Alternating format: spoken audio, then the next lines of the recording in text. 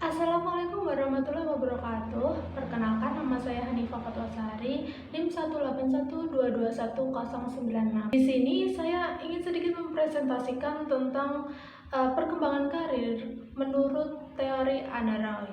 Langsung saja, biografi dari Anna Roy. Anna Roy ini lahir pada tahun 1904 dan Roy ini meninggal pada tahun 1991. Roy hidup dalam keluarga keterbatasan secara finansial sejak ayah Roy mengalami kebangkrutan. Nah, Roy masuk ke perguruan tinggi ketika umur 16 tahun dan Roy pada saat itu berpikir untuk menjadi guru bahasa Inggris karena menurut Roy guru bahasa Inggris adalah pekerjaan yang paling cocok untuk perempuan. Sampai suatu ketika Roy ini bertemu dengan psikologi dan Profesor Thomas Gard yang mendorong Roy untuk masuk atau melanjutkan ke bidang psikologi karena Thomas Gard berkeyakinan bahwa Roy bisa mendalami lebih dalam lagi pada bidang psikologi. Roy kemudian menjadi mahasiswa Gard dan melanjutkan pendidikan masternya di bidang psikologi dan pendidikan. Melalui dukungan Gard, Roy mendapatkan posisi bekerja untuk Edward L. Thorndike di Columbia University dan melanjutkan gelar doktor di sana. Nah, kemudian pada saat itulah Roy menjadi sangat tertarik dengan struktur kepribadian dan fungsi kognitif ilmuwan. Nah, pada tahun 1953, ia mempublikasikan The Making of a Science, sebuah asesmen dan wawancara berdasarkan penelitian mengenai alasan ilmuwan memilih profesinya. Nah, dia berpendapat bahwa itu tidak benar-benar serius diteliti. United States Public Health Service lalu menandai Roy untuk melakukan penelitian mengenai inteligensi 64 yang terbagi menjadi 3 kategori, yaitu biologis, ilmuwan sosial, dan ilmuwan fisika. Nah, pada tahun 1959 ke Boston menjadi dosen dan asisten penelitian di Harvard Program Counseling, dan pada tahun 1963 akhirnya Roy menjadi profesor. Selanjutnya adalah dasar pemikiran teori karir Anna Roy. Nah, teori Roy ini biasanya dikenal atau disebut dengan Anna Theory Approach to Career Choice. Nah, pendekatan pilihan karir ini untuk kebutuhan. Dalam teorinya, Roy memandang pilihan karir seseorang dipengaruhi oleh 3 komponen. Yang pertama, pengaruh genetika terhadap seseorang adalah warisan dari gen atau keturunan gen dari ayah atau ibunya. Nah, sehingga pada prinsipnya individu memiliki potensi bawaan yang akan menentukan sifat-sifatnya kelak. Yang kedua, yaitu pengalaman masa kecil. Pola asuh dari orang tua pada saat masa kecil itu juga sangat penting, karena menurut Roy, pola asuh dari orang tua itu bisa menentukan masa depan anaknya kelak.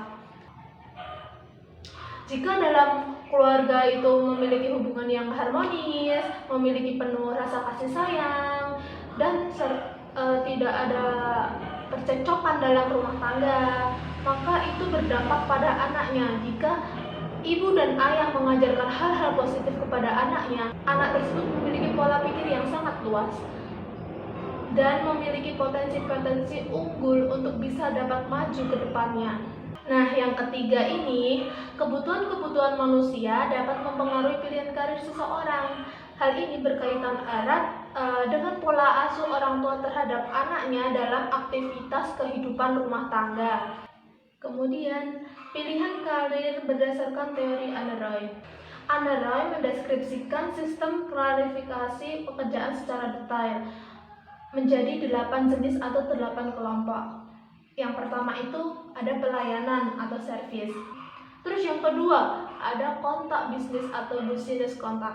Nah, orang-orang dalam kelompok pekerjaan ini adalah mereka yang bekerja untuk dapat meyakinkan orang lain mampu menjual produk pekerjaan-pekerjaan yang mereka miliki.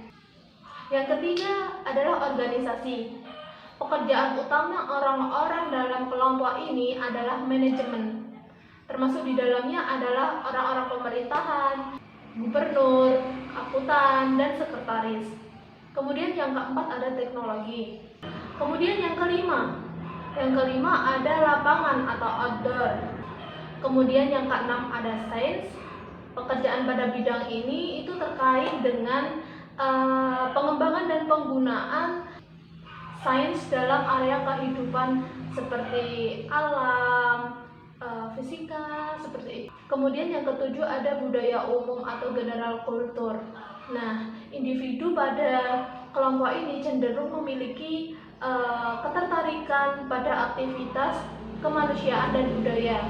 Selanjutnya yaitu seni dan hiburan atau arts and entertainment. Nah, kelompok ini termasuk mereka yang membuat dan menampilkan seni kepada masyarakat luas.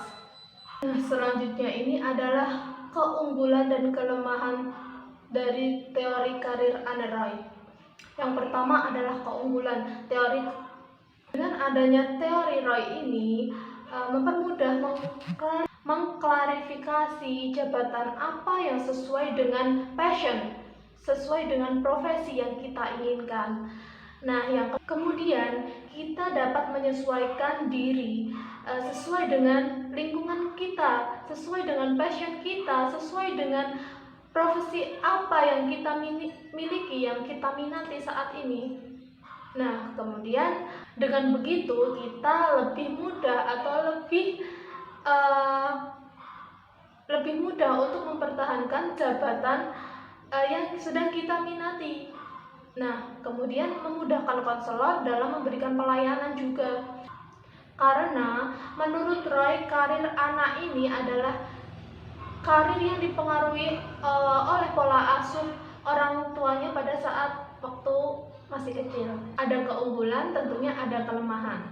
Nah, kelemahan teori karir Anne Roy ini adalah dalam menentukan jabatan karir tidak menggunakan nilai atau nilai studi sebagai acuannya, karena hanya faktor kemampuan dan kultural saja yang ditekankan di dalam pencapaian suatu karir. Maka individu hanya menggunakan tenaga untuk mencapai aktualisasi diri, bukan menggunakan kecerdasannya.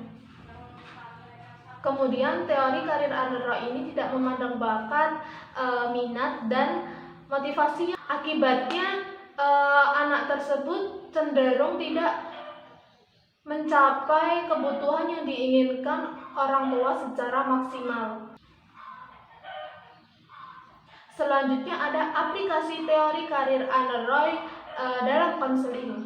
Hal ini sudah dijelaskan tadi di awal, bahwasannya teori ini memiliki 3 komponen yang mempengaruhi pilihan karir Anne Roy, yaitu